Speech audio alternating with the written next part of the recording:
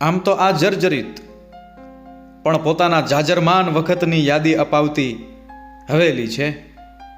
દોસ્તો, ઉપરકોટને નિહાળ્યા બાદ હું જ્યારે બજારોમાં ટહેલવા માટે નીકળ્યો ત્યારે જૂનાગઢની બજારમાં મને આ દ્રશ્ય નજરે પડ્યું.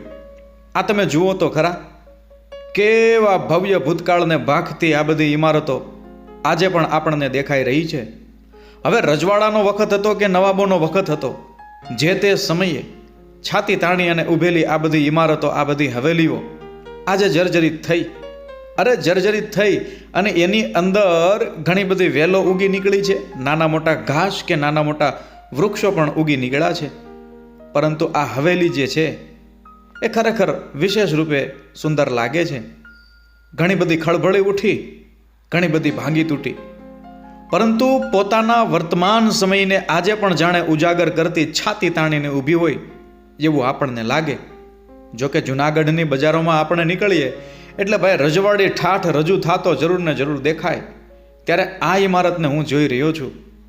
આ બારી અથવા તો આ ખડકી પણ તમે કહી લો, આપણે જોઈએ તો આપણને એમ લાગે કે હમણાં કંઈક બોલી ઉઠશે.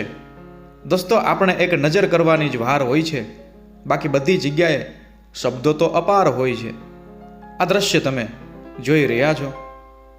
ખરેખર લળી લળી અને હું તો આ બધી ઇમારતોને વંદન કરું છું કે તમે અનેક શિયાળા, ઉનાળા અને ચોમાસાને જીરવા છે. જય હો.